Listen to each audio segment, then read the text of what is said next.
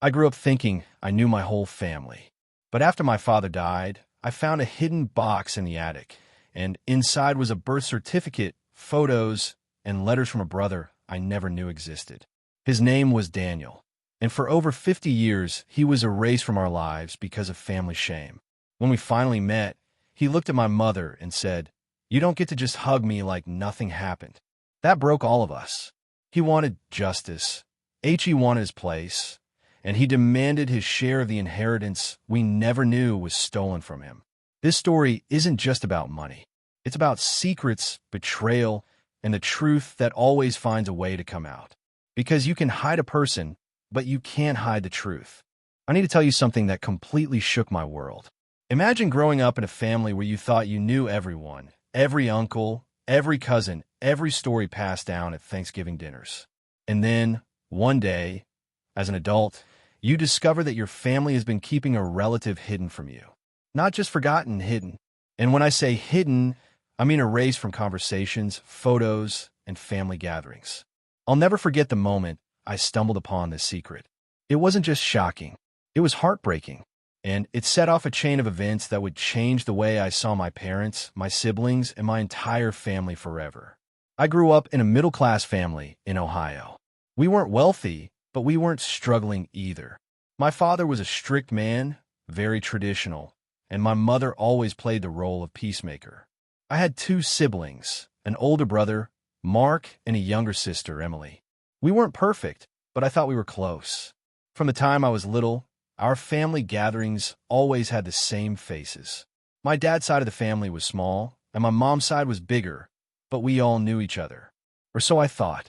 The strange thing was that whenever I asked about my mom's younger years, she would get quiet. She would smile and change the subject. If I pushed, my dad would clear his throat and say, "Not everything needs to be talked about." At the time, I thought maybe it was just about some hard times they went through financially. But I didn't know there was something much darker behind those silences. The discovery happened completely by accident. Last year, after my father passed away, my siblings and I were going through old boxes in the attic of my parents' house. Dusty albums, yellowed letters, broken Christmas ornaments, the usual things you find in storage. But then Emily pulled out a box labeled in my mother's handwriting, "Private. Do not open." Of course, when you see something like that, curiosity takes over. Emily wanted to put it aside, but I insisted. "Come on," I said. "What's the worst that could be in here?" When I opened the box, I froze. Inside were dozens of letters tied with a ribbon, photographs I had never seen, and even a birth certificate. But the name on that certificate was one I had never heard in my life, Daniel Harper. "Who is Daniel?" Emily asked, her voice trembling. I had no answer. Neither did Mark. We flipped through the photos. There was my mother, younger, holding a baby boy. She looked so happy, yet I had never seen these pictures before. "This can't be right," Mark muttered. "We would have known if we had another brother." But the evidence was right there in front of us. Daniel wasn't some distant cousin. He was listed as my mother's son, our brother, a brother we had never been told about. I felt sick. My mother had always taught us about honesty, about family being everything. And yet, here was proof that she had been hiding her own child from us for decades. That night, I couldn't sleep. I kept replaying every family gathering, every Christmas, every birthday. How could they have kept him a secret? Why? Where was he now? Was he even alive? The next day, I confronted my mother. I sat her down in the living room and placed the birth certificate on the table. She stared at it for a long time, her hands trembling. Finally, she whispered, "You weren't supposed to find out this way." "Find out what?" I snapped. "That we have another brother? That you hid him from us our entire lives." Emily burst into tears. Mark sat in silence, clenching his fists. My mother looked so small, so fragile, but what she said next sent chills down my spine. Daniel was taken from me, and I was told never to speak of him again. At that moment, I realized the secret wasn't just about shame. It was about something much bigger and much darker than we ever imagined. And that was only the beginning. When my mother finally admitted that Daniel existed, the silence in the room was unbearable. I could hear the clock ticking on the wall, every second echoing louder than the last. Emily covered her mouth with her hand, tried to process the truth, while Mark stood up, pacing back and forth. Taken from you? I repeated, my voice cracking. What do you mean? He was your child. How can a child be taken from their mother? My mother's eyes filled with tears. It was the 1970s. Things were different back then. My parents, your grandparents, they didn't approve. I was young, unmarried, and they told me the baby would ruin my life. They made arrangements without my consent. Her words hit me like a punch to the chest. Arrangements? You're saying they gave him away? She nodded slowly. They forced me to sign the papers. They told me I would never speak of him again, not if I wanted to stay part of this family. Your father knew. He supported their decision. And I stayed silent. Emily's voice cracked. Mom, you let us grow up not knowing we had a brother. My mother buried her face in her hands. I thought it was the only way. Your father always said it was best to forget. He didn't want the shame. Mark slammed his fist on the table. Shame? Are you kidding me? We lost a brother because of shame. I could feel the anger boiling inside me. My whole life, we've been taught about family loyalty, about sticking together no matter what. And here I was, realizing that loyalty had been nothing but a facade. That night, none of us spoke to each other. My mother stayed in her room. Emily cried quietly in the kitchen. Mark drove off and didn't come back until morning. But me? I couldn't stop thinking about Daniel. Who was he? Where was he? Did he even know he existed? Over the next few weeks, I became obsessed. I went through every document, every letter in that hidden box. Some of the letters were from Daniel himself, written in shaky handwriting when he was a teenager. One read, Dear Mom, I don't know if you'll ever write me back. They told me you didn't want me, but I don't believe that. I look at the mirror and I see your face. I hope one day you'll come for me. I broke down crying when I read that. My mother never answered those letters. She admitted later that your grandparents intercepted most of them, and by the time she found out, it was too late. Too late? For who? For Daniel? For her? For us? Emily begged me to stop digging, saying it was too painful for Mom. But I couldn't. I needed answers. I reached out to adoption agencies, searched online records, and even contacted a private investigator. Every day, I uncovered a new piece of the puzzle. And then one night, I got the call. The investigator said, I think we found him. He's alive. His name is Daniel Carter now. He's been living just 2 states away. He's 50 years old, divorced, with 2 kids of his own. My heart stopped. He was so close this whole time. My brother, our brother, had been out there, living his life, probably wondering if anyone from his past even cared about him. The first time I saw him, it was surreal. I arranged to meet him at a quiet diner, and when he walked in, I nearly lost my breath. He looked so much like my mom. Same eyes, same smile, but with deep lines of pain carved into his face. He sat across from me, nervous. So, you my brother? Yes, I said, my voice trembling. I'm your brother, and you have a sister and another brother, too. We had no idea about you until recently. He shook his head, laughing bitterly. Figures. I always suspected they erased me. My adoptive parents told me bits and pieces, but I never got the full truth. They said my mother gave me up willingly. I swallowed hard. That's not true. She never wanted to give you up. She was forced. She was scared and pressured into silence. Daniel's eyes watered. I knew it. I knew she wouldn't just abandon me. I want to hug him right there, but he kept his distance. There was anger in him, years of betrayal, and I couldn't blame him. When I told my siblings about meeting Daniel, Emily cried again. We have to bring him home. We have to introduce him to Mom. Mark wasn't so sure. What if he doesn't want that?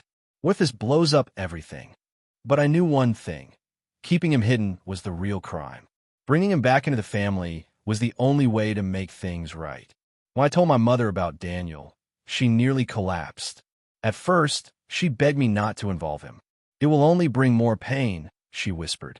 But when I showed her his picture, her hand shook. She touched the photo like it was the most precious thing in the world. My boy, she whispered. My sweet boy. That was the moment I knew we couldn't keep him in the shadows anymore. But as I soon learned, not everyone in the family felt the same way.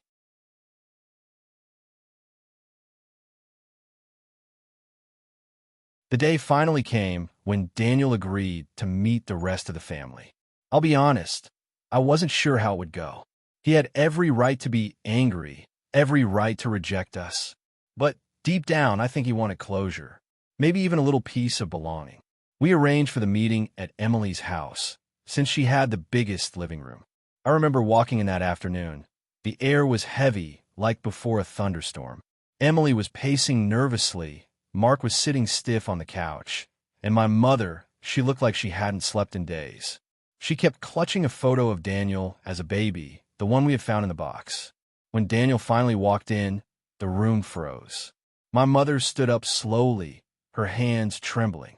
For a moment, nobody said a word, and then she whispered, "Daniel?" He nodded. His face was hard, but his eyes glistened. "It's me, Mom." And just like that, she broke. She sobbed uncontrollably, rushing toward him, trying to hug him. But Daniel stepped back, holding up his hands. "No," he said firmly. "You don't get to just hug me like nothing happened." The words sliced through the room. My mother's face crumpled. "I never wanted to lose you," she pleaded. "They forced me. I begged them." Daniel cut her off. "I wrote you letters. Dozens of them. Why didn't you answer me? Why did you let me believe you didn't care?" I had never seen my mother look so broken. I didn't see them until years later. They kept them from me. By then, it was too late. For a long time, no one moved. Emily cried quietly in the corner. Mark finally stood up and said, "Look, none of us knew. We grew up thinking we were 3 kids, not 4. Don't blame us for what happened before we were born." Daniel turned to him sharply. "And yet, here you are, a family. Together. Birthdays, holidays, graduations. I was out there, wondering why nobody wanted me. The guilt was unbearable. I tried to reach out, saying, 'We want you now. We can't change the past, but we can build something from here.' But Daniel just shook his head. It's not that simple." Dinner that night was tense. Emily had prepared a whole spread, but nobody touched their food. Conversation was awkward, filled with long silences and sudden bursts of emotion. At one point, Daniel looked at my father's old chair, the one that still sat in the corner of the room. "So he's gone?" he asked. "Yes," I said quietly. "Dad passed away last year." Daniel gave a bitter laugh. "Figures. The man who erased me doesn't even have to face me now." My mother flinched at his words. He thought he was protecting the family. He was wrong, but protecting the family? Daniel snapped. "From what? From me? I was a baby. What threat was I?" His voice shook with rage. My mother covered her face with her hands, sobbing again. Emily finally spoke up, her voice trembling. "Daniel, please. We want you to be part of this family. We want to know your kids, your life. We want to make this right." Daniel looked at her with pain in his eyes. "You don't get it. I spent 50 years wondering if I was unwanted. That doesn't just go away because you say sorry." The breaking point came later that evening. We were all sitting in the living room when Daniel pulled something out of his pocket. It was a folded, faded letter. "This," he said, his voice low, "is the last letter I ever wrote to you, Mom. I was 17. I begged you to tell me why. I told you I felt invisible, like I was some dirty secret. Do you know what that does to a kid?" He handed her the letter. My mother unfolded it with shaking hands. She read it aloud, her voice cracking on every word. By the end, she was sobbing so hard she could barely breathe. Daniel stood there, watching her. For a moment, I thought he might soften. But instead, he said, "You don't get forgiveness just because you cry." The room went silent. Nobody knew what to say. Mark finally exploded. "Enough. You think you're the only one hurting here? We just found out about you too. Do you know what it feels like to realize your whole life was a lie?" Daniel turned on him. "At least you had a life with your family. I had nothing." The two of them stood inches apart, glaring at each other. For a second, I thought it would come to blows. That was the climax. All the anger, all the grief, all the years of silence boiling over. Eventually, Daniel stormed out. My mother collapsed onto the couch, sobbing uncontrollably. Emily sat with her, holding her hand. Mark cursed under his breath and poured himself a drink. I stood by the door, staring out into the night. My brother, the man we never knew, had walked back out of our lives. And I didn't know if he would ever come back. But deep inside, I knew this wasn't the end. Secrets like this don't just disappear. And family wounds, no matter how deep, have a way of demanding closure. The storm had only begun.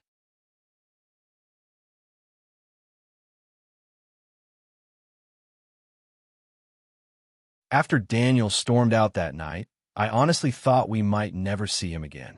The tension, the anger, the decades of silence, it all felt too heavy to repair. But I was wrong. He came back into our lives. And when he did, the drama escalated into something none of us could have predicted. It started with a phone call 2 weeks later. Daniel called me directly. His tone was flat, almost businesslike. "I've been thinking," he said. "If I was erased from the family, then I want to know what else was erased from me. I want to see the will." At first, I didn't understand. "The will?" "Yes," he snapped. "Your father's will. The inheritance. Don't pretend it doesn't exist. I want to know if I was written out of that too." My stomach dropped. I had never even considered that. After Dad's death, the estate had been divided between us 3 siblings. Daniel hadn't been mentioned. Of course he hadn't, because as far as we knew, he didn't exist. But now that we knew, things were complicated. I tried to explain gently. "Daniel, none of us knew about you. The will was written without your name because, well, we thought there were only 3 kids." Daniel's voice grew colder. "That doesn't matter. I am his child. Legally, morally, biologically. I deserve my share. I was robbed once. I won't be robbed again." When I told Emily and Mark, the reaction was explosive. Emily gasped. "Of course he should get something. He's our brother. It's only fair." But Mark nearly lost his mind. "Are you kidding me? He shows up out of nowhere after 50 years, and suddenly he wants money? This isn't about family to him. It's about cash." Emily shot back. "You don't know that. He lost everything because of what Mom and Dad did. He has a right to be angry." Mark glared at her. "And what about us? Do you realize what this means?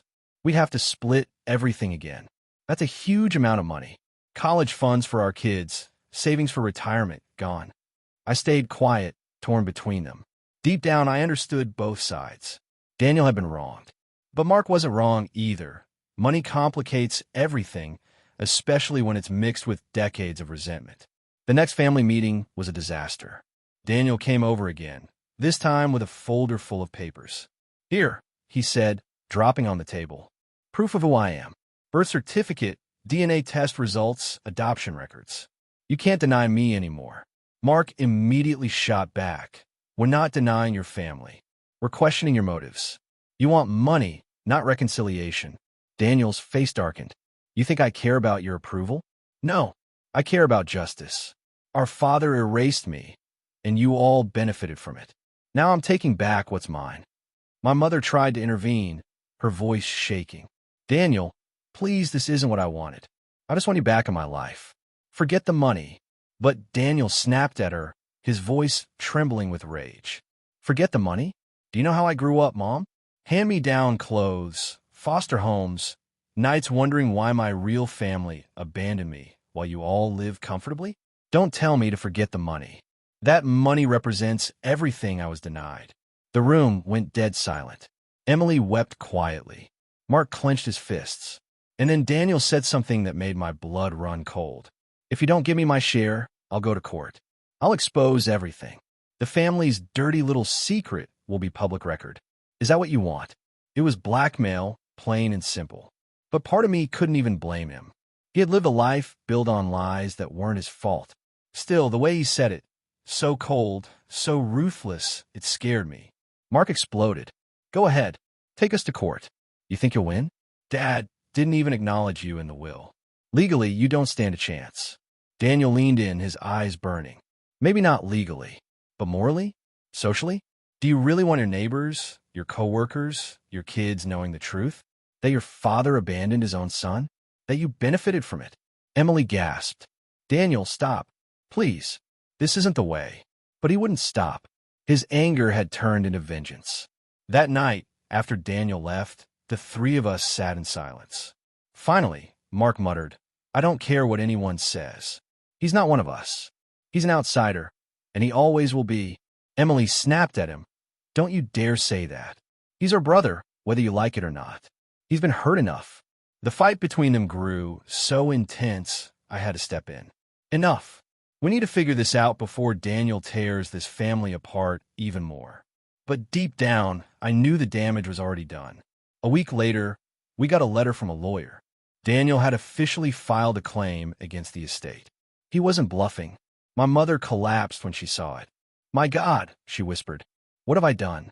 If only I had fought harder for him, none of this would be happening." Emily tried to comfort her, but Mark refused to budge. "This is war," he said coldly. "If Daniel wants a fight, he's going to get one." And that's when I realized this wasn't just about money anymore. This was about decades of lies, betrayal, and pain finally crashing down on us. The day of the court hearing felt unreal. I sat in the stiff wooden benches with Emily beside me, her hands shaking, while Mark sat on the other side of the aisle, stone-faced and furious.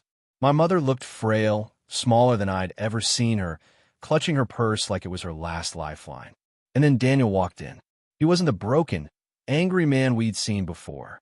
He was dressed in a sharp suit, confident, his lawyer by his side. For a moment, I didn't recognize him. He looked like a man ready to take back everything that had been stolen from him. The judge called the case, the estate of Richard Harper. My father's name echoed through the courtroom like a ghost. Daniel's lawyer started strong. He laid out the facts. Daniel was Richard Harper's biological son, proven by DNA. He argued that Daniel had been deliberately and unjustly excluded from the will due to family manipulation and secrecy. He painted a picture of a child erased from existence, forced into a life of abandonment and pain. "He deserves his rightful share," the lawyer declared. "Not just by blood, but by justice." I glanced at Daniel. His jaw was tight, his eyes fixed straight ahead. He wasn't just fighting for money. He was fighting for recognition, for revenge, for a lifetime of being denied. It was our side's turn. Mark's lawyer went on the attack. "Your Honor," he said, "the will is clear. Richard Harper left his estate to his 3 acknowledged children. He had every opportunity to amend his will in life, and he chose not to. Mr. Daniel Carter may share blood, but he does not share history, loyalty, or family ties. This case is nothing more than a cash grab." Daniel clenched his fists at those words. Emily whispered under her breath, "That's not fair." But fairness had nothing to do with it. This was war. The most gut-wrenching moment came when my mother was called to the stand. She looked terrified as she raised her hand and swore to tell the truth. Her voice was weak, but every word was like a knife to my heart. "I had a son, Daniel," she admitted. "I was young. My parents forced me to give him up. I never stopped loving him, but I was silenced. My husband, Daniel's father, agreed with them. He thought it was best. I regret it every single day." Daniel's eyes filled with tears. It was the first time he had heard her admit it out loud, in public under oath. The lawyer pressed further. "Mrs. Harper, did your husband ever acknowledge Daniel in private?" She nodded slowly. "He called him the mistake. He told me to never speak of him again." Gasps filled the courtroom. Mark lowered his head, ashamed. Emily covered her mouth, crying. "And Daniel?" He looked both vindicated and devastated. After hours of testimony, the judge finally spoke. "Mr. Carter, while the law respects the intent of a valid will, the evidence shows that you were deliberately excluded under circumstances that bring serious moral questions. Legally, this court cannot rewrite a deceased man's will. But morally, the family must face the truth." Daniel's lawyer tried to push harder, but the judge raised a hand. "That said, I strongly encourage mediation. If this family wishes to heal, financial restitution is the least they can do." The gavel struck. The hearing was over. Legally, Daniel would not inherit automatically, but the judge's words lingered like a warning. We had to decide if we wanted justice or more destruction. In the hallway after court, the explosion finally came. Daniel turned to us, his voice shaking with fury. "So that's it? 50 years erased, and now nothing changes? You get to keep the house, the money, the legacy, while I walk away with nothing again." Mark snapped back. "You wanted a fight, and you lost. That's how it works. Move on." Daniel lunged at him, and for a moment I thought they'd come to blows. Emily screamed, pulling them apart. "Stop it, all of you. Can't you see this family is already destroyed?" Tears streamed down her face. "Dad is gone. Mom is dying inside. And now you two are tearing what's left apart. When does it end?" The hallway went silent. People passing by stopped to stare. Daniel's eyes burned with rage, but then something inside him seemed to break. His shoulders slumped, his fists unclenched, and his voice cracked. "I didn't want the money," he whispered. "I wanted to know I mattered." He turned and walked away, leaving us standing there in stunned silence. Weeks passed. We never heard from Daniel again. He didn't answer calls, didn't respond to letters. It was like he vanished, just as he had for the first 50 years of our lives. Then one morning, a letter arrived in my mailbox. It was from Daniel. "I can't be part of this family," it read. "Too much was stolen from me, and too much anger remains. I'll find peace on my own. But remember this, secrets rot families from the inside. If you want to honor me, break the cycle. Tell the truth, always." There was no return address, just his name at the bottom. In the end, we didn't lose our inheritance, but we lost something far more important. A brother who had been hidden, then found, then lost again. My mother passed away a few months later, her heart heavy with regret. Emily still cries when she thinks about him. Mark refuses to talk about it at all. And me? I sit here by the fireplace, telling this story, because maybe if someone else hears it, they'll learn what we never did. You can hide a person, you can bury secrets, but the truth always comes out. And when it does, it doesn't just hurt, it destroys. Family should mean loyalty, honesty, and love. Not shame, silence, and betrayal. And if you ask me whether Daniel was right to seek revenge, maybe he was. Because in the end, karma did its job. We kept the money, but we lost our brother forever. And no amount of inheritance can ever buy that back.